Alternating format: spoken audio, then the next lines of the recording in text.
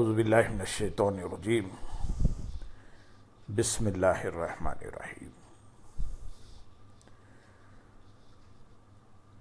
اللہم صلی علی سیدنا محمد وعلی آل سیدنا محمد مبارک وسلم۔ اخروی زندگی کی کامیابی کا مدار دنیاوی زندگی کے اعمال پر ہے۔ دنیاوی اور اخروی زندگی کی اس حقیقت کو سمجھ لینے کے بعد یہاں مزید ایک حقیقت کو سمجھنا نہایت ضروری ہے کہ اگرچہ دنیاوی زندگی عارضی ہے جبکہ مرنے کے بعد کی زندگی دائمی و ابدی ہے۔ یاد رہے کہ ہمیشہ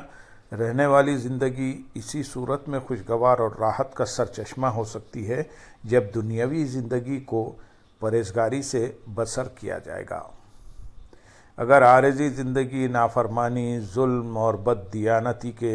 رویے میں بسر کی ہوگی تو پھر چند دنوں کی یہ من مانی کبھی نہ ختم ہونے والی زندگی کو وحشت، عذاب، کرب اور اذیت کی آماجگاہ بنا دے گی۔ ایک طرف دنیاوی زندگی انتہائی بے وقت صحیح، مگر دوسری طرف یہ ایک اہم حقیقت بھی ہے۔ اخروی زندگی کی کامیابی کا انحصار دنیاوی زندگی کے اچھے اعمال پر ہے۔ اس انحصار نے دنیاوی زندگی کو اٹل حقیقت میں تبدیل کر دیا ہے۔ گویا دنیا کی بے ثباتی کا مطلب یہ ہوگا کہ یہ مقصود بالذات تو نہیں ہے، لیکن مقصود و مطلوب تک پہنچنے کا ذریعہ ضرور ہے۔ اس دنیا کی ذاتی دلکشی اور اہمیت معمولی ہے۔ دنیاوی زندگی کی اصل اہمیت اس حقیقت میں پوشیدہ ہے کہ یہ آخرت کی زندگی سنوارنے کا ذریعہ ہے۔ اس لیے اس سے وہی کام لیا جانا چاہیے جس سے دائمی و ابدی فوائد حاصل ہوں۔ رسول مکرم صلی اللہ علیہ وسلم نے اس حقیقت کو یوں واضح فرمایا ہے کہ حضرت عبداللہ بن عمر رضی اللہ تعالیٰ عنہ بیان کرتے ہیں کہ حضور نبی اکرم صلی اللہ علیہ وسلم نے میرا شانہ پکڑ کر ارشاد فرمایا، دنیا میں اس طرح رہ گویا تو پردیسی یا مسافر ہے۔ حضرت عبداللہ رضی اللہ تعالیٰ عنہ کہا کرتے تھے، جب شام ہو تو صبح کا انتظار نہ کر، اور جب صبح ہو تو شام کا منتظر نہ رہے، اور اپنی صحت کے زمانے میں اپنی بیماری کے زمانے کے لیے توشہ لے لے، اور اپنی زندگی کے دوران اپنی موت کے لیے تیاری کر لے۔ امام ترمذی کی بیان کردہ روایت، راوی نے ان الفاظ کا اضافہ کیا، کیونکہ اے بندے خدا، تو نہیں جانتا کہ کل تیرا کیا نام ہوگا، یعنی زندہ یا مردہ، نیک یا بد، خوش بخت یا بدبخت۔ حضور نبی اکرم صلی اللہ علیہ وسلم کا فرمان اور حضرت عبداللہ بن عمر رضی اللہ تعالیٰ عنہ کی توضیح یہ حقیقت واضح کر رہی ہے کہ راہیں کتنی ہی کٹھن اور دشوار گزار کیوں نہ ہوں، اگر منزل مقصود کے حصول کا شوق اور جذبہ مجزن ہو تو انسان پرخطر راہوں کو طے کر ہی لیتا ہے۔ اگر منزل مقصود کا تعین اور اس کے حصول کا نصب العین واضح ہو اور پختہ یقین ہو کہ منزل مقصود راستے کی تزئین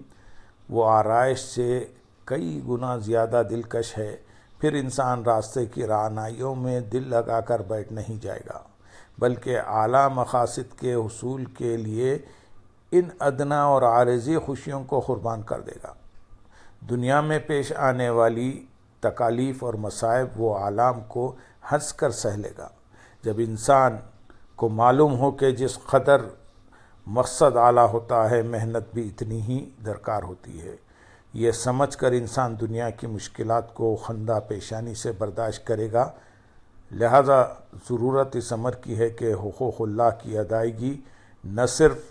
سفر آخرت کی تیاری کے جذبے کے ساتھ کی جائے، بلکہ حقوق العباد بھی ایسی ہی کیفیات سے سرشار ہو کر پورے کیے جائیں۔ ایک اور روایت میں حضور نبی اکرم صلی اللہ علیہ وسلم نے ارشاد فرمایا ہے، جو مسلمان کسی چیز کے بارے میں وصیت کرنا چاہتا ہے، پھر اسے یہ حق حاصل نہیں ہے کہ وہ 2 راتیں بھی گزار دے اور اس کی وصیت تحریری شکل میں اس کے سر کے پاس موجود نہ ہو۔ حضرت ابو ہریرہ رضی اللہ تعالیٰ عنہ بیان کرتے ہیں، نبی اکرم صلی اللہ علیہ وسلم نے فرمایا، شعراء نے جو کچھ کہا ہے اس میں لبید کا یہ مصرع سب سے سچا ہے۔ آگاہ ہو جاؤ اللہ تعالیٰ کی ذات کے سوا ہر چیز فنا ہو جانے والی ہے۔ حضرت ابو ہریرہ رضی اللہ تعالیٰ عنہ بیان کرتے ہیں کہ حضور نبی اکرم صلی اللہ علیہ وسلم نے ارشاد فرمایا ہے، دنیا مومن کا قید خانہ اور کافر کی جنت ہے۔ دنیا مومن کا قید خانہ ہونے کا مطلب یہ ہے کہ زندگی میں مومن رضا الہی کے حصول کے لیے نیک اعمال کرتے ہوئے مشقتیں برداشت کرتا ہو، موت کے بعد راحت اور امن و سکون کی زندگی حاصل کر لیتا ہے۔ لہٰذا اس دائمی راحت و سکون کے مقابلے میں اس دنیا کی زندگی گویا قید خانے کی سی ہے۔ اس کے برعکس کافر اس دنیاوی زندگی میں رضا الہی کے لیے مشقت نہیں اٹھاتا، اگرچہ وہ بھی زندگی کے اچھے اور برے حالات کا مقابلہ کرنے پر مجبور ہوتا ہے، تاہم جو ہولناک عذاب اور اذیت و وحشت اسے موت کے بعد ملنی ہے، اس کے مقابلے میں اس کی دنیا کی زندگی گویا جنت جیسی ہے۔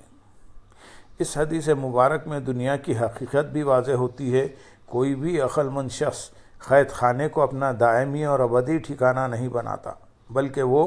ہر دم اسی خیال اور کوشش میں رہتا ہے کہ کب اس قید سے رہائی ملے اور اپنے گھر جاؤں۔ اسی لیے کسی شاعر نے کیا خوب کہا ہے، کون کہتا ہے مومن مر گئے، کون کہتا ہے مومن مر گئے، قید سے چھوٹے وہ اپنے گھر گئے۔ دنیا کی بے ثباتی اور فکر آخرت کے اسی تصور کو اجاگر کرنے کے لیے ایک اور مقام پر حضور نبی اکرم صلی اللہ علیہ وسلم نے ارشاد فرمایا ہے، جب تم نماز میں کھڑے ہو تو اس طرح نماز ادا کرو جیسے آخری نماز ادا کر رہے ہو۔ دنیا کی بے ثباتی کو واضح کرتی ہوئی اس حدیث نے ہمارے لیے سوچ و فکر کے کئی دروازے کھول دیا ہے۔ کیا ہم نے کبھی دنیا کو اس زاویے سے دیکھا ہے؟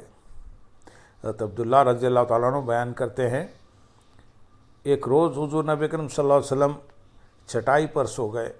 پھر آپ صلی اللہ علیہ وسلم بیدار ہوئے تو جسم اتھر پر چٹائی کے نشانات نمایاں تھے۔ ہم نے عرض کیا، یا رسول اللہ صلی اللہ علیہ وسلم، اگر ہم آپ کے لیے نرم بستر بچھا دیں تو یہ اس سے بہتر ہے کہ آپ صلی اللہ علیہ وسلم چٹائی پر سوئیں اور وہ آپ صلی اللہ علیہ وسلم کے جسم مبارک پر نشانات ڈال دے۔ آپ صلی اللہ علیہ وسلم نے فرمایا، میرا اور دنیا کا کیا تعلق، میں تو دنیا میں اسی طرح ہوں جیسے ایک سوار دوران سفر سایہ حاصل کرنے کے لیے ایک درخت کے نیچے ٹھہرا اور پھر اسے چھوڑ کر آگے چل دیا۔ واضح رہے کہ حضور نبی اکرم صلی اللہ علیہ وسلم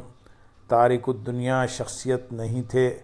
اگر کوئی تارک الدنیا راہب عیش و عشرت اور راحت و سکون کی زندگی سے گریزاں اور لذات سے کنارہ کش ہونے والا یہ دعویٰ کرے تو کوئی اچنبھے کی بات نہ ہوگی۔ جس آدمی کا نہ کوئی گھر ہو، نہ اہل دنیا سے کوئی واسطہ، نہ دنیاوی مال و متاع کو کبھی آنکھوں سے دیکھا ہو اور نہ ہی تاج و تخت کی کبھی تمنا کی ہو، ایسے آدمی کا ان دنیاوی چیزوں سے دور رہنا کسی کے لیے باعث حیرت نہیں ہے، لیکن ایک ایسی شخصیت جو دنیا اور اس کے تمام معاملات سے ہر وقت منسلک ہو، پھر وہ نہ دنیا کے مال و دولت کو آنکھ اٹھا کر دیکھے، نہ اپنے عیش و آرام کی کوئی تمنا کرے، نہ لذات کام و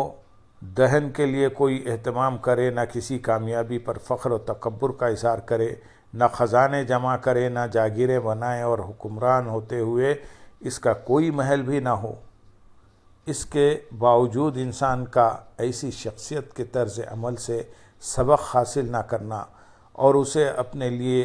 اسوہ نہ بنانا ایک حیران کن بات ہوگی۔ انسان کو دنیا کی بے ثباتی اور آخرت میں ملنے والے انعامات کی قدر و اہمیت کا حقیقی اندازہ اس دنیا میں نہیں بلکہ روز محشر ہی ہوگا۔ حدیث مبارک میں اسی تصور کو واضح کیا گیا ہے۔ حضرت انس بن مالک رضی اللہ تعالیٰ عنہ بیان کرتے ہیں کہ حضور نبی اکرم صلی اللہ علیہ وسلم نے ارشاد فرمایا، قیامت کے دن جہنمیوں میں سے ایک شخص کو لایا جائے گا جو دنیا داروں میں سب سے زیادہ خوشحال تھا، پھر اسے آگ میں غوطہ دیا جائے گا اور اس سے پوچھا جائے گا، اے ابن آدم، کیا تو نے کبھی کوئی بھلائی دیکھی ہے؟